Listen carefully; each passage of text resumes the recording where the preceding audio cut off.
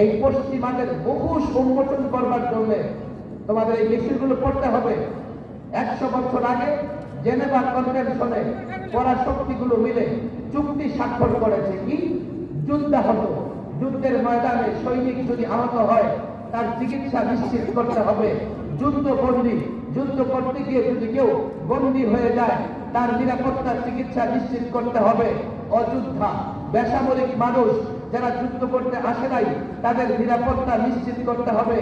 100 বছর পরে তোমরা এটা ভেবেছ, তোমরা এটা নিয়ম কানুন করেছ, তবে যদিও বাস্তবতা এমন, আজ পর্যন্ত পশ্চিমারা যত যুদ্ধ করেছে কোন একটা যুদ্ধে বেসামরিক লোক সাধারণ মানুষের নিরাপত্তা তারা দিতে পারে নাই। পশ্চিমাদের যুদ্ধ আমরা দেখেছি, হামাসের বিরুদ্ধে যুদ্ধ করতেছে ইসরায়েলিরা, কোন যুদ্ধের নিয়মে এটা নেই শিশুদের উপর হামলা করতে হবে, অথচ গাজাতে হাজার হাজার শিশু হত্যা করেছে ইসরায়েলি বাহিনী। মসজিদ সুন্দর করে ফেলেছে গাজা। ইরাকের রিপোর্ট আপনারা দেখেছেন, আমেরিকান বাহিনী অসংখ্য নারীকে ধর্ষণ করেছে। তাদের যুদ্ধের শেষ হচ্ছে কি বুলডোজার চালিয়ে রাষ্ট্র ধ্বংস করো, নারীকে ধর্ষণ করো, সব শেষ করে দিয়ে তারপরে তারা যুদ্ধের শেষ করে। এটা তোমাদের যুদ্ধ। ইউক্রেন কাফেরকে বেঈমান, তারা পরস্পরের লড়াই করলেও সেখানেও তারা কোনো যুদ্ধ নীতি মানে না। ইসলাম যতগুলো যুদ্ধ করেছে, খোদ মহানবী মুহাম্মদ সাল্লাল্লাহু আলাইহি ওয়াসাল্লাম 27টা যুদ্ধে অংশগ্রহণ করেছেন। দেখো কোন যুদ্ধে মুসলমান নারীকে টার্গেট করে আক্রমণ করে নাই, শিশুকে টার্গেট করে আক্রমণ করে নাই, কোন যুদ্ধে মুসলমান নিরীহ লোকদের উপর আক্রমণ করে নাই। এটা হচ্ছে ইসলামের জিহাদ। ইসলামের জিহাদ শান্তি প্রতিষ্ঠার জন্য, ইসলামের জিহাদ সন্ত্রাস মোকাবেলার জন্য, ইসলামের জিহাদ ধর্মীয় স্বাধীনতার জন্য। আর তোমাদের যুদ্ধ হচ্ছে সাম্রাজ্যবাদ বিস্তার করবার জন্য। সেহেতু তোমাদের যুদ্ধ আর ইসলামের জিহাদ কোনদিন এক হতে পারে না। আমি কেন তোমার যুদ্ধের কথা বলবো, আমি ইসলামের জিহাদের কথা বলবো। ইসলামের জিহাদ ইউনিক, অনুপম, এক নীতিমালা সুন্দর।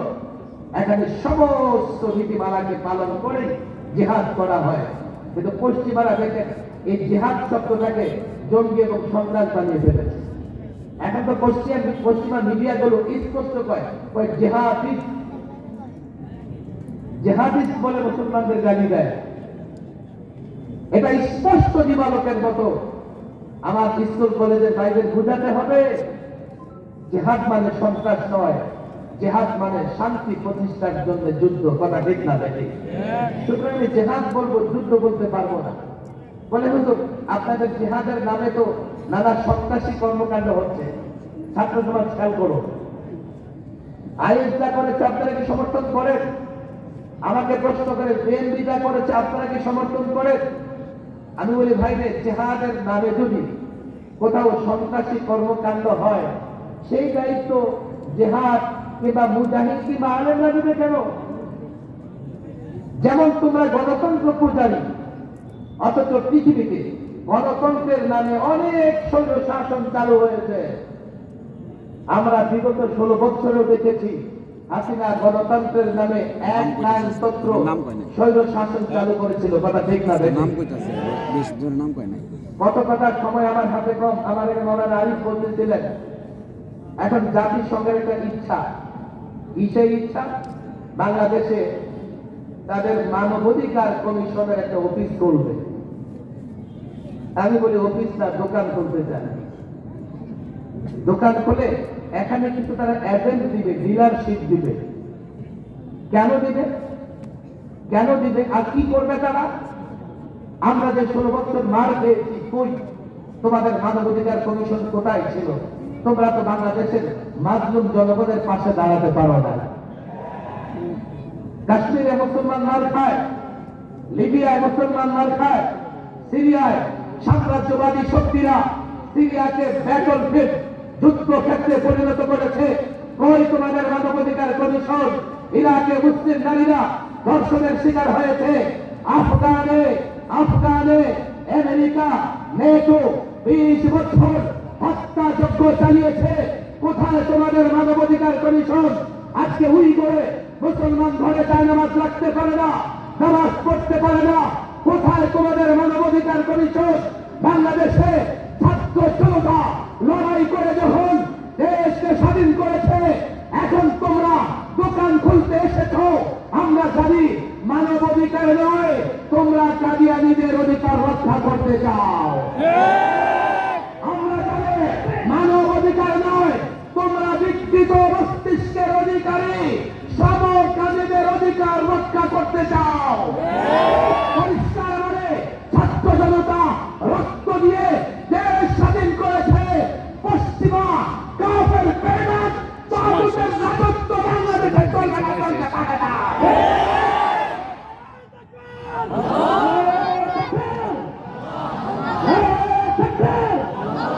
খ্রিস্টানের দালালেরা, ইহুদির দালালেরা,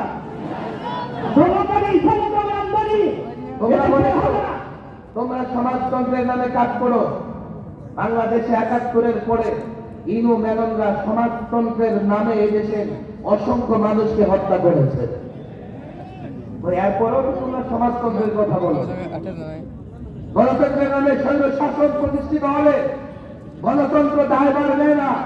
সমাজতন্ত্রের নামে হত্যাকাণ্ড হলে সমাজতন্ত্র দায় নেয় না। যদি কোথাও জেহাদের নামে সন্ত্রাস হয়ে থাকে, সেই দায়িত্ব জেহাদ, সেই দায়িত্ব মুজাহিদ, সেই দায়িত্ব আলেম ওলামারা মুসলিমরা কেন নেবে? বলে আপনার কোন মাদ্রাসা এই দায়িত্ব নেবেন? আপনাদের মাদ্রাসার জঙ্গি প্রজনন প্রশাসনিক সম্পাদক হাতে সময় নাই। আমি আগেই পরিসংখ্যান দিয়েছি। বাংলাদেশে যতগুলো জঙ্গি সংগঠন আছে, আপনারা নিজে চাইলে প্রশিক্ষণ এগুলোর পরিসংখ্যান জানতে পারবেন। 2 থেকে 2.5% সাংগঠনিক সম্পাদক যেরকম ঢাকা ইউনিভার্সিটি, রাজশাহী, নানা ইউনিভার্সিটিতে যারা পড়ুয়া, তারাই সেই জঙ্গি সংগঠনগুলোর সঙ্গে জড়িত। 2% দিয়া যদি কওমি মাদ্রাসা জঙ্গি প্রজনন কেন্দ্র হয়ে যায়, অধিকাংশ যদি তোমাদের স্কুল কলেজ থেকে হয়, তো তোমাদের প্রতিষ্ঠানগুলো জঙ্গি প্রজনন কেন্দ্র কেন হবে না? এই গায়ে যদি কোন মাদ্রাসাকে নিতে হয়, বাংলাদেশে যে দুর্নীতি হয়, অধিকাংশ উচ্চ শিক্ষায় শিক্ষিত। তোমাদের প্রতিষ্ঠানে পড়াশোনা করে যদি দুর্নীতিগ্রস্ত হয়, তোমরা কেন দুর্নীতির দায় দিবা না? এখন তারা বলে হুজুর না, ভুল হয়ে গেছে, কোন শিক্ষা প্রতিষ্ঠান দায়ী নয়, দায়ী হচ্ছেন আপনারা কয়েকজন। আপনারা কয়েকজন জাতিকে উত্তেজিত করে জঙ্গি সন্ত্রাসী বানাচ্ছেন। এই যে আপনি জেহাদের কথা বলছেন, এই কালকে তো জেহাদের নামে কি হবে? জঙ্গিবাদ, সন্ত্রাসবাদ ছড়িয়ে পড়বে। কখনো নয়। জেহাদ যারা প্রকৃত অর্থে জেহাদ বুঝে জেহাদ মানে, তারা কোনো সন্ত্রাসী কর্মকাণ্ডে জড়িত নয়। বলবেন তাহলে আপনাদের জেহাদ বিষয় বক্তৃতা করবার দরকার কি? হ্যাঁ, দরকার আছে। আমরা জাতির ভেতরে জেহাদের চেতনা, জেহাদের প্রেরণা জাগ্রত রাখতে চাই। বলে এটা কেন? আমাদের বাহিনী আছে। হ্যাঁ, বাহিনী আছে। পৃথিবীর অনেক দেশে সেনাবাহিনী থাকার পরেও সেনাবাহিনী জাতির সাধারণ লোকদের ট্রেনিং দেয়, প্রশিক্ষণ দেয়। দেশ যদি আক্রান্ত হয়, যাতে বাহিনীর পাশাপাশি সাধারণ মানুষ যুদ্ধ করতে পারে, লড়াই করতে পারে। আমরা এই উম্মার ভেতরে জিহাদি চেতনা জাগ্রত রাখতে চাই। এই উম্মার ভেতরে জিহাদি প্রেরণা জাগ্রত রাখতে চাই। তাই যদি পরিষ্কার বলে এই ভূখণ্ডে কোন পরাশক্তি করে বেঈমান হিন্দুত্ববাদী আগ্রাসন চালায়, আমার ভূখণ্ডের একটা ইঞ্চি ধরে টান দেয়, ইসলাম মুসলমানের ইজ্জত সম্মানে আঘাত করে, আল্লাহর কসম করে বলছে, দেশের বাহিনীর সঙ্গে কাঁধে কাঁধ মিলিয়ে আরে বলাবা মাদ্রাসার ছাত্ররা সবার আগে ঝাঁপিয়ে পড়বে, ঝাঁপিয়ে পড়বে।